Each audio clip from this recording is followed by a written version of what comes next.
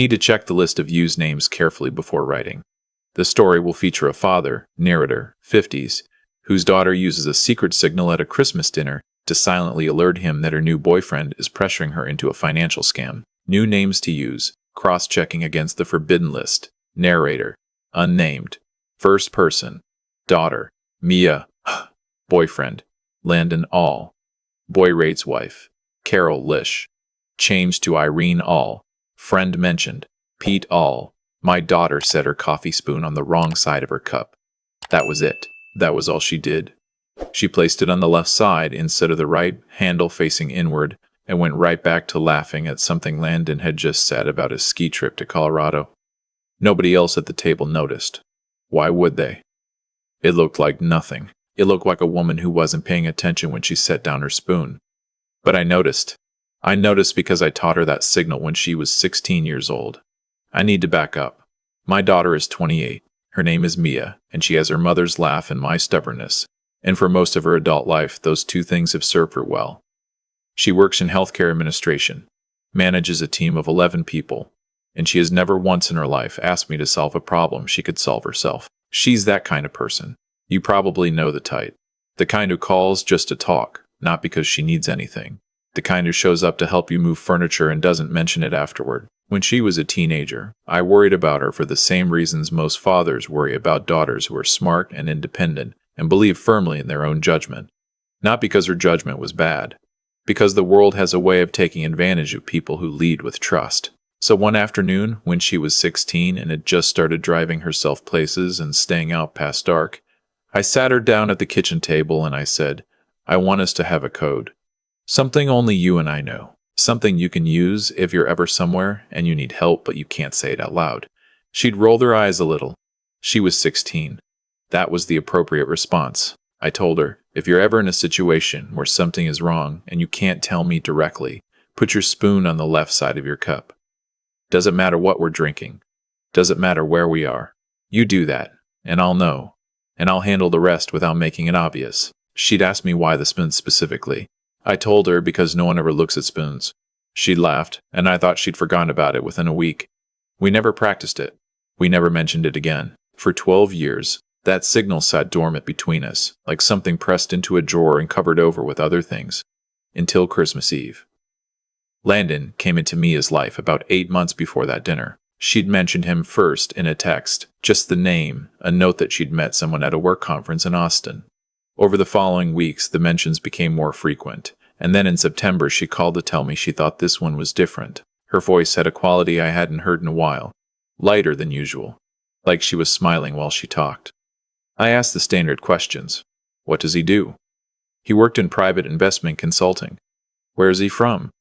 Originally from the Pacific Northwest, based now in Phoenix. How old? 34. Is he good to you? She laughed.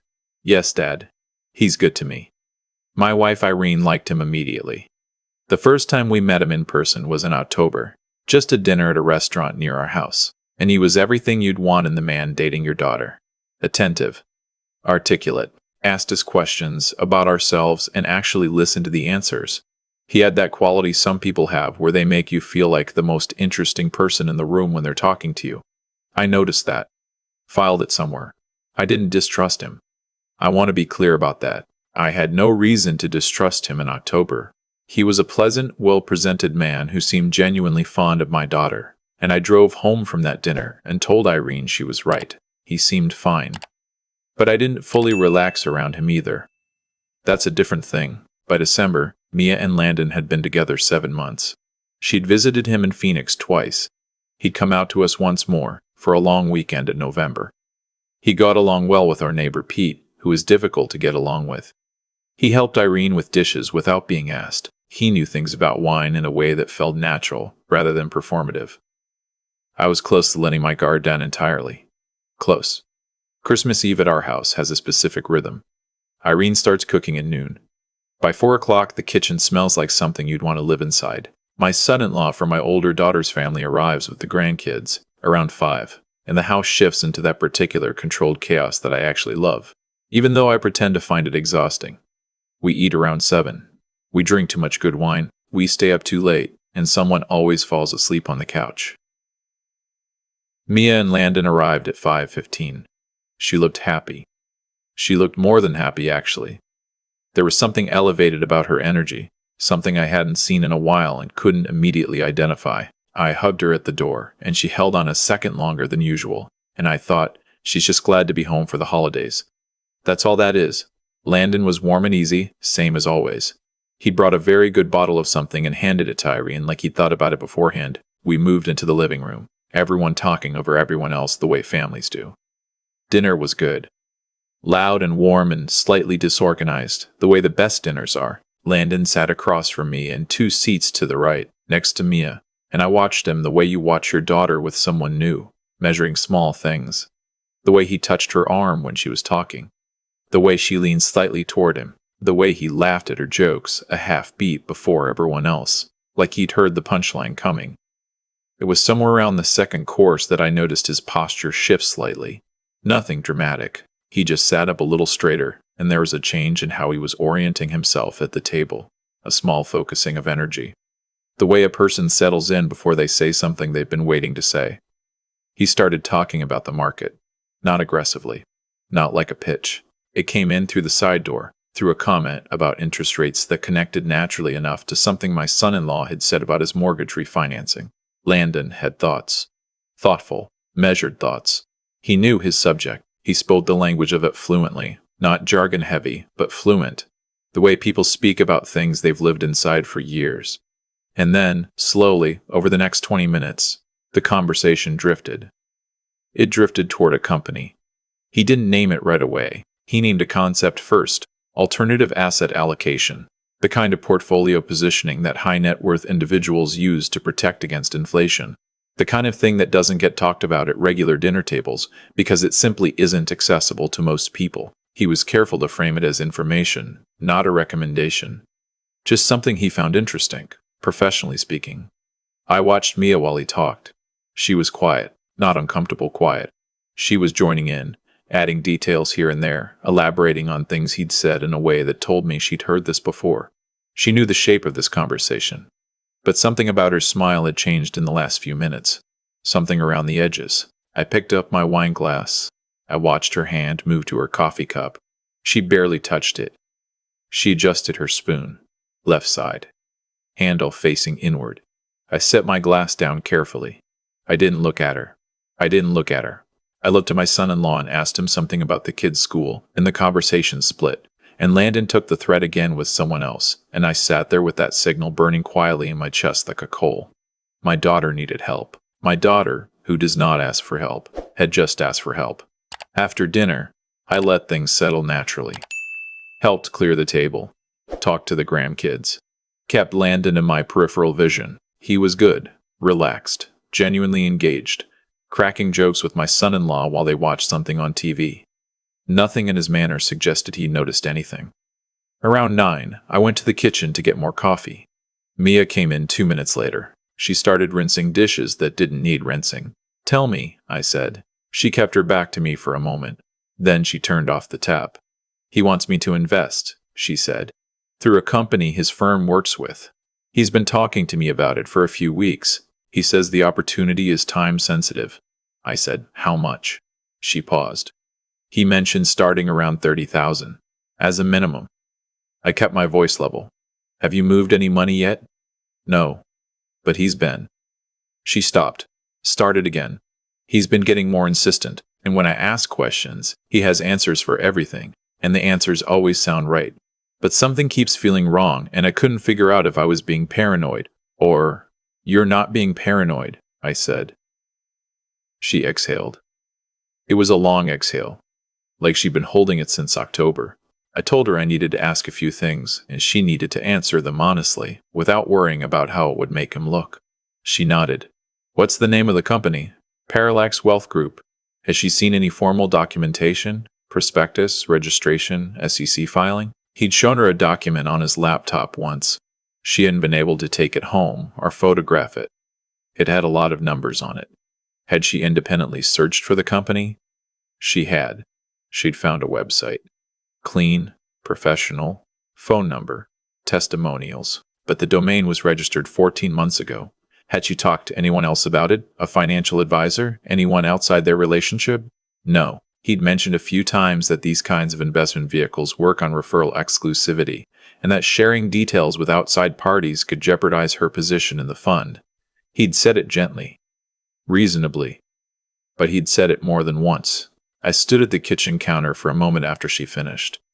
You already know what this is, I said. She looked at the floor. I think so. But he's been so... She pressed her fingers to her forehead. I care about him, Dad. I know, and I keep thinking I'm wrong, that I'm being cynical. You're not wrong, I said. The thing you're describing has a name. It's called a pig butchering scam. The relationship is real. The feelings are real. But the investment is not. I watched her face move through several things in the space of about 4 seconds. He built trust with you over months, I said, carefully and consistently. That's the method. You're not naive for falling for it. You would have to be actively suspicious of someone you were falling for in order to catch it, and that's not how people are supposed to live. She was very still. I need you to not go back into that living room and change anything about how you're acting, I said. Can you do that? She nodded slowly. And I need to go back in there and ask him a few questions. Just conversation. He won't know I know anything, okay? Another nod. I squeezed her shoulder once and poured myself more coffee I didn't need and walked back into the living room. Landon was still talking to my son-in-law. He looked up when I came in and smiled, easy and open. I settled into the chair across from him and waited for a natural break, and then I said, Maya mentioned you've been doing interesting work lately. Something with a wealth group? His expression opened up. Pleased, but not too eager. Yeah, Parallax. They're doing some really unconventional things in the alternative space right now. I've been looking at rebalancing some of my own portfolio, I said. Boring stuff, nothing exciting. What kind of vehicles does Parallax work with?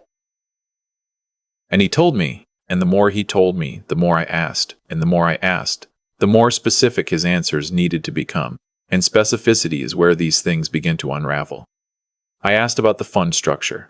He was fluent but vague. I asked about the custodian. He named one. I asked which division. He paused, just briefly, less than a second, and then named one that didn't match the custodian he'd given me. I asked whether they were registered as an investment advisor or a broker-dealer. He said both. I asked for the CRD number. He smiled. You know, I don't have that off the top of my head. I can get it to you. Of course, I said. No rush. He never tensed. I'll give him that. He stayed smooth all the way through. But I'd seen what I needed to see. The pauses were in the wrong places. The answers were rehearsed until they weren't, and when they stopped being rehearsed, they became approximate.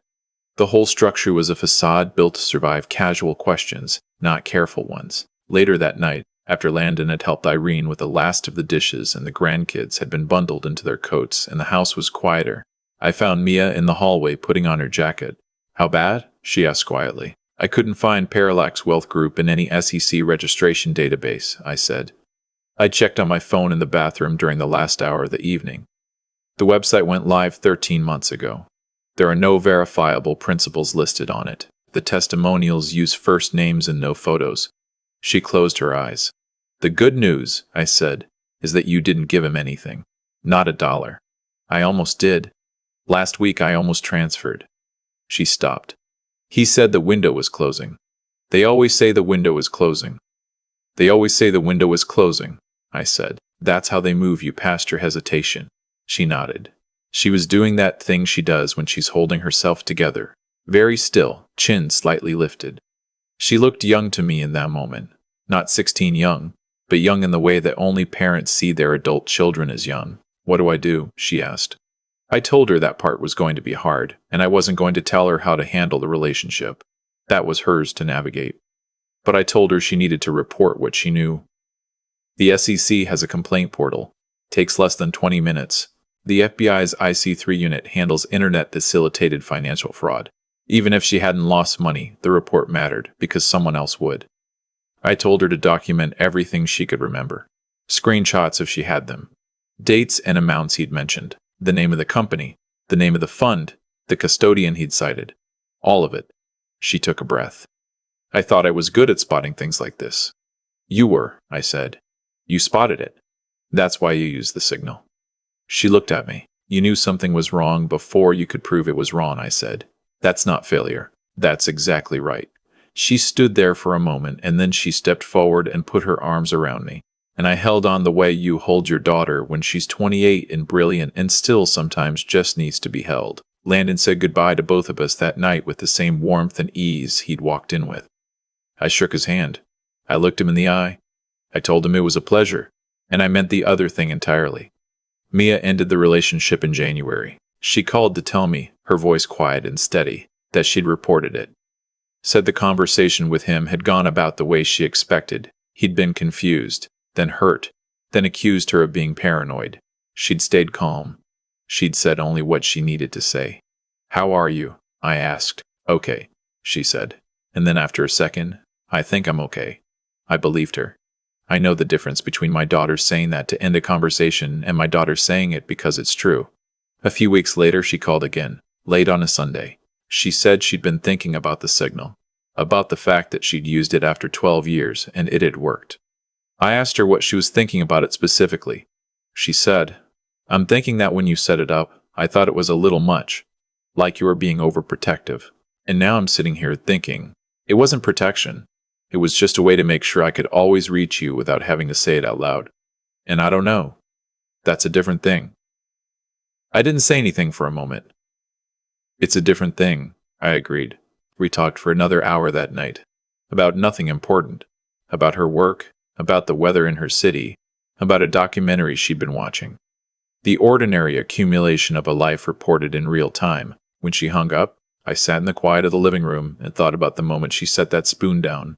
How casual it had looked, how deliberate it had been, how she'd sat there the rest of that meal and laughed and talked and reached over to touch Landon's arm, and the whole time she'd been waiting to see whether I still remembered. 12 years.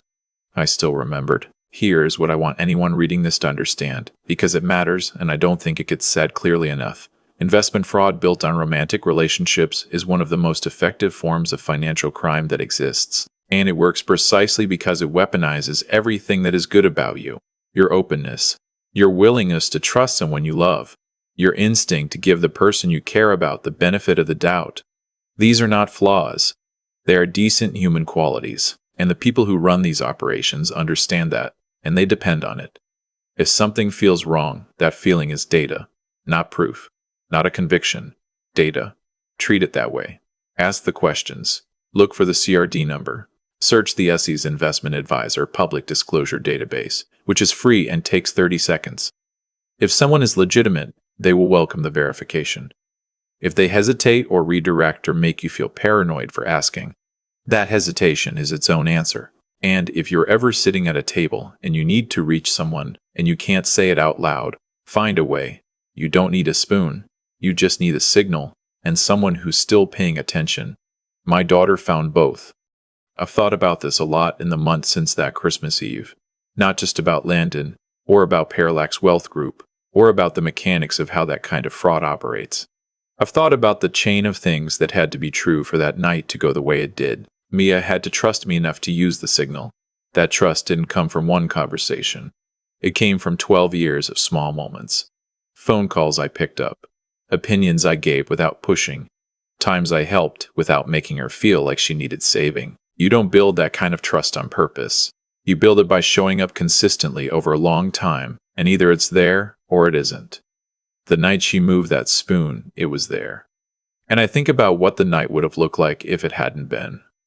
I also think about Landon, not with anger though, that was there for a while. I think about the amount of patience it takes to do what he did. 7 months. Dinners and weekend trips and conversations with her parents and helping with dishes and being warm and present and remembered as good. That level of sustained performance takes a kind of discipline most people don't have. It's just aimed at the wrong thing entirely. Discipline in the service of deceiving people who open their home to you is not a virtue. But it's also not nothing. It tells you something about what people are capable of when they've decided the outcome justifies the method. What I keep coming back to is this. Mia didn't get hurt because she was foolish. She almost got hurt because she was exactly what she's supposed to be. Open, willing to love someone, giving the benefit of the doubt. The qualities that nearly cost her $30,000 are the same qualities that make her good at her job, and good to her friends, and good to us. You cannot surgically remove the capacity to be deceived without also removing the capacity to trust, and a person without the capacity to trust is not safer. They're just lonelier. What you can do is build the habits that run alongside trust. The habit of asking questions without apologizing for asking them. The habit of noticing when answers are fluent but vague. The habit of checking what can be checked, independently, before anything moves. These aren't cynical habits. They're intelligent ones. There's a difference between suspicion and discernment, and learning that difference is one of the more useful things a person can do. And then there is the harder thing, which is knowing when you need help and being willing to signal for it. That is not weakness. I want to say that plainly. Mia is one of the most capable people I know, and she needed help, and she found a way to ask for it without words in the middle of a crowded table. That took more clarity and more courage than most people give it credit for. She knew something was wrong before she could prove it. She acted on that knowledge. She kept her composure. She waited for the right moment. That's not someone who failed to protect herself. That's someone who protected herself exactly right. The signal worked because she remembered it. It worked because I remembered it. And it worked because somewhere underneath all the noise of an ordinary Christmas dinner, we were still paying attention to each other. That's the thing worth keeping.